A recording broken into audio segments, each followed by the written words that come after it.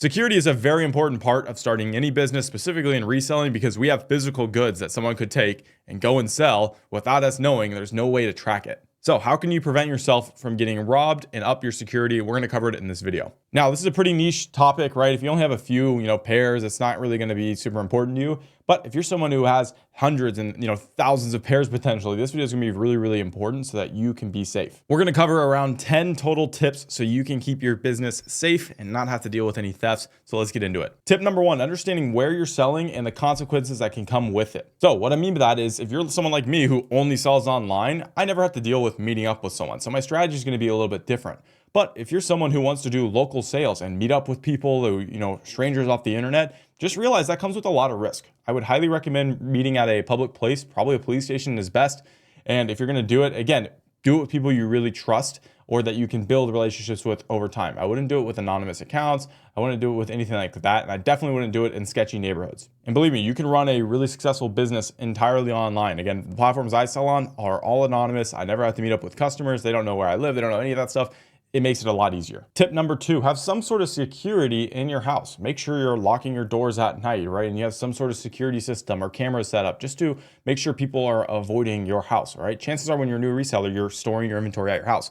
House break-ins happen all the time. And if someone steals your shoes, the reason it's such a big target is because shoes don't have serial codes, right? They can't be identified to you like maybe a firearm can. So someone could take your shoes, sell it on StockX or Goat, and then your shoe's gone and there's nothing really you can do about it because it can't be really traced. So make sure you have the proper lighting at your house. Your house is lit up at night to deter robbers and thieves. And just to make sure that, again, you're protecting your actual assets in your home, not just shoes. All right, number three, we're going to be talking about sourcing in store. Okay, so number three, again, what I do when I go sourcing in store, I always take the same car and I have all my windows tinted. So check your state laws to see what they are, but all my windows are tinted up to 15%.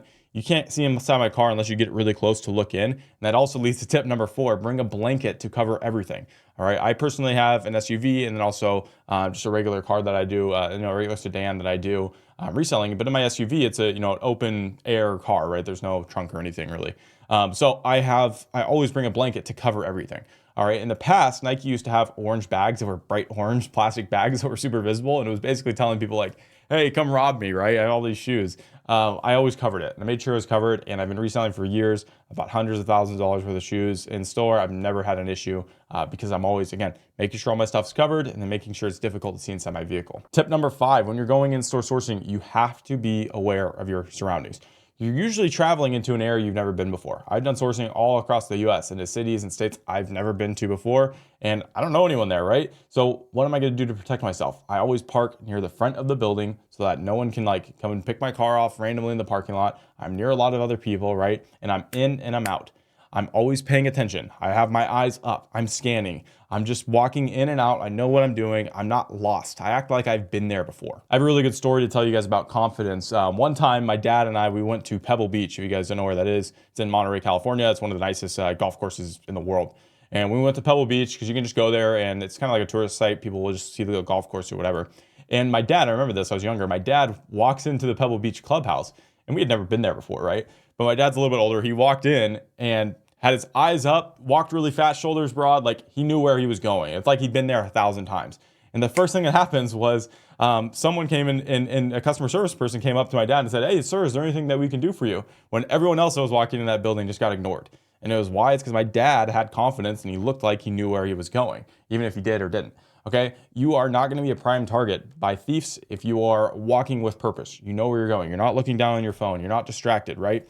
Those are the people that thieves are going to target. If you look like you know what you're doing and you have purpose, people are not going to mess with you. And that also leads to tip six. Get in and out of your car quickly. Park in your spot, get out. Don't look at your phone. Don't do any of that stuff. Don't figure out stuff. You should already have the stuff figured out before you go. It's one of the easiest ways to get robbed because you're sitting in your car with your keys. Anyone could point a gun at you and then open the door and jack your car and all your shoes as well, right? Park your car, lock your door, get in the store, right, where there's a bunch of people. You're never going to have any issues inside there.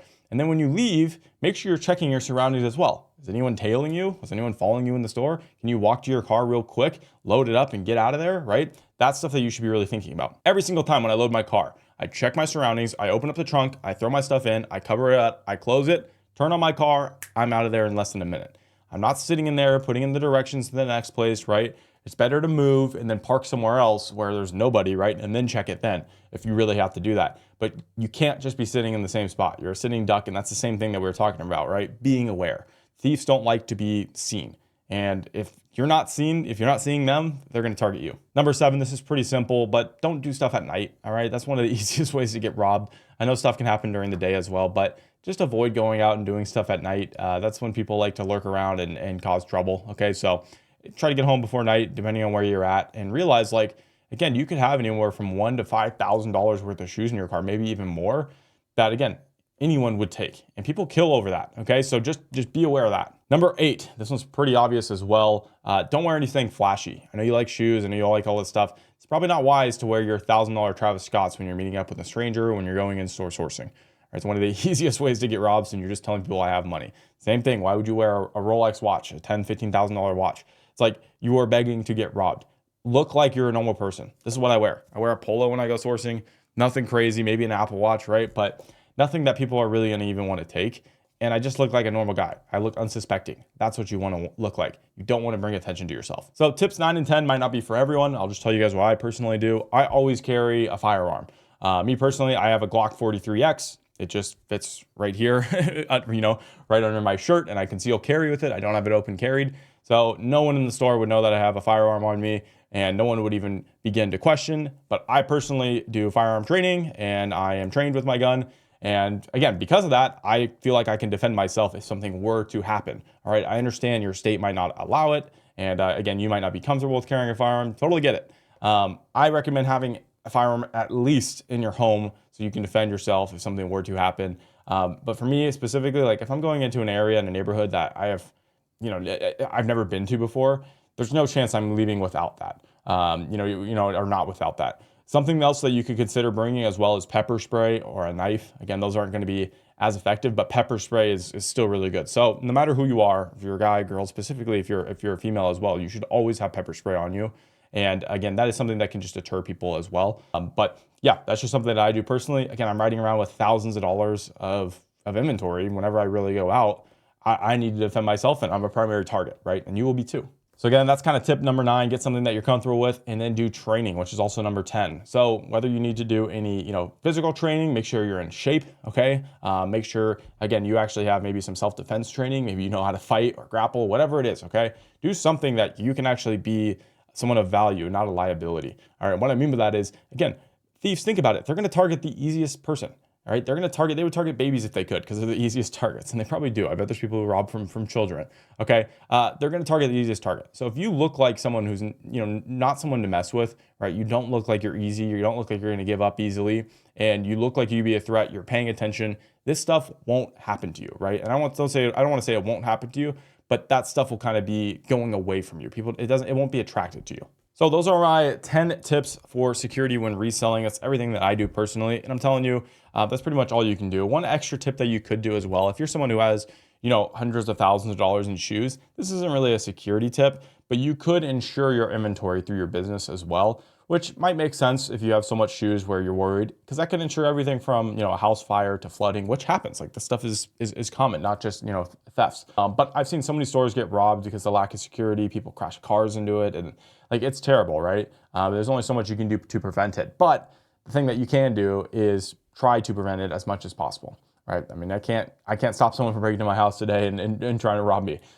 There's nothing I can really do. But what I can do is try to add all these things that we talked about in this video to prevent that from happening. And either way, you are in control of your own safety. And if you think the police are going to get there quick enough to help you, you're out of luck, all right? I'm telling you, most of these situations that you might find yourself in, there's no help that's going to come. So you got to be willing to be able to save yourself and take action to defend yourself as well. So again, if you do those things, you're going to be off to a really good start. And me personally, I've never had any issues with reselling because I really follow those directions, and I do it in everyday life anyways as well. But I have actually had a client before get robbed at gunpoint. I don't know the entire story, but from what he told me is he walked out of his Nike store and was taking his shoes to his car. And I think 2 guys robbed him at gunpoint, took his shoes. I think it was only $300 worth of shoes, but still very annoying. And I think if he would have followed those directions, that might not have happened, right? If someone tailed him or they saw him walk out of the store and then they obviously followed him to his car, I would have just walked right back into the store. Usually there might be a cop or a security guard in the store and ask those guys, hey, can you walk me out to my car?